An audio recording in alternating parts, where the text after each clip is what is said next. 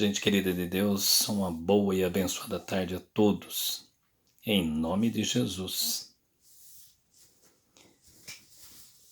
Existem expressões na Escritura, no registro histórico da humanidade, conforme teceram, conforme escreveram, conforme registraram os autores bíblicos.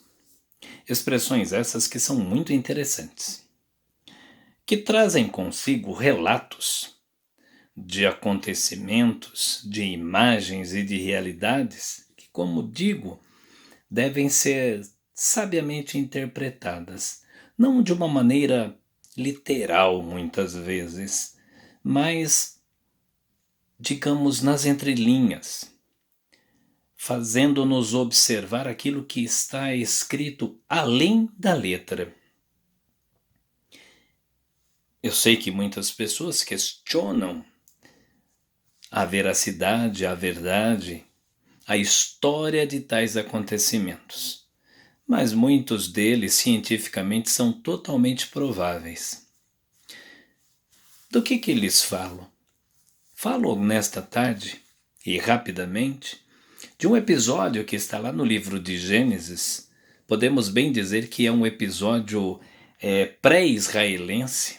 Ele é um episódio que antecede ao patriarca Abraão. É o episódio conhecido como Torre de Babel.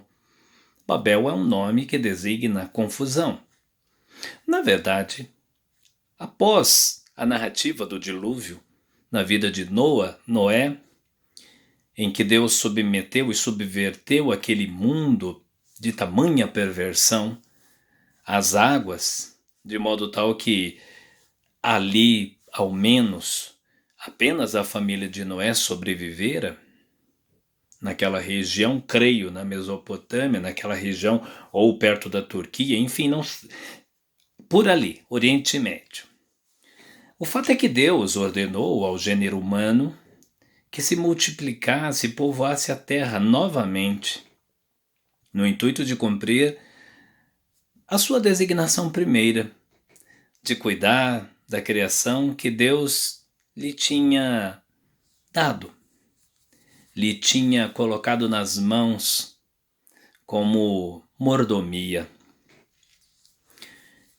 Mas os homens se rebelaram contra a ordem dada por Deus e construíram uma torre, que provavelmente nos escritos anteriores fosse um zigurate. O que é um zigurate? Uma espécie de uma pirâmide bem alta.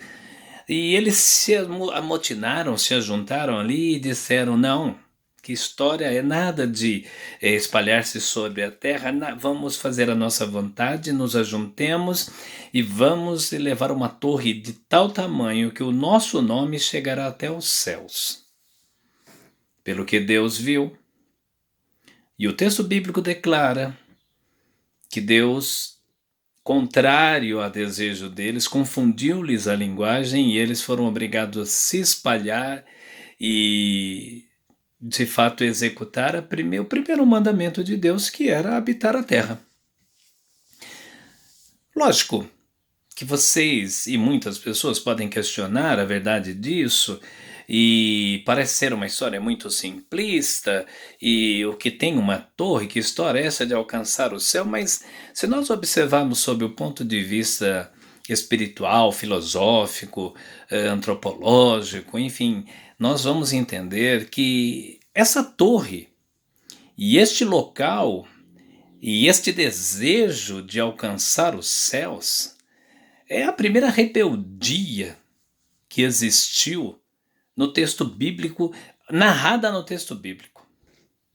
Nós sabemos que o querubim ungido quis alcançar o céu acima de si mesmo e precipitou-se, foi precipitado e tornou-se o inimigo do homem.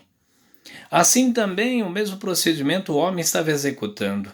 Alcançar os céus, é lógico, é uma coisa obviamente impossível.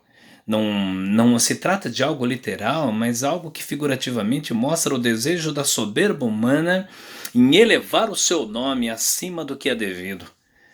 É como transportar o nome da terra, do homem que vive atado à terra, às alturas. A soberba, a jactância, o orgulho de se exaltar a si mesmo, independentemente de Deus. E aí você pergunta, e o que isso tem a ver com a nossa existência? O que esse fato ocorrido há milhares de anos encontra como convergência para nós hoje? Simples. Nós estamos fazendo as mesmas coisas. Só que com outras mídias, com outras tecnologias, com outros formatos. Mas, mais do que nunca, vivemos um tempo em que o homem hoje vai amotinando-se contra Deus e vai buscando elevar o seu nome, construindo não uma torre de barro e de tijolo, mas construindo suas torres de saberes, de filosofias, de ideologias, de cientificismos e tecnologias.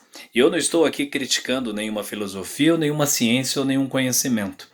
Mas toda filosofia, ciência ou conhecimento que afaste o homem de Deus, que exalte o homem e que o coloque como primazia acima de Deus é pecaminoso.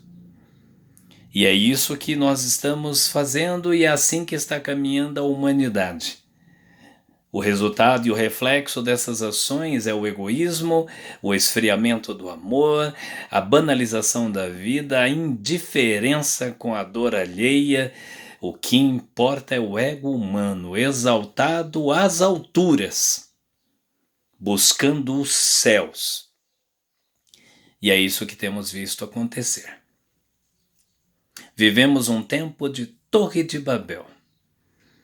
E é até impressionante saber que hoje nós conseguimos novamente, estamos obtendo mídias que são capazes de nos conectar numa mesma linguagem, numa mesma cultura, numa mesma economia, numa mesma globalização, num centro único, como um só povo, sem Deus. O resultado? Eu não tenho dúvida. A intervenção divina breve virá.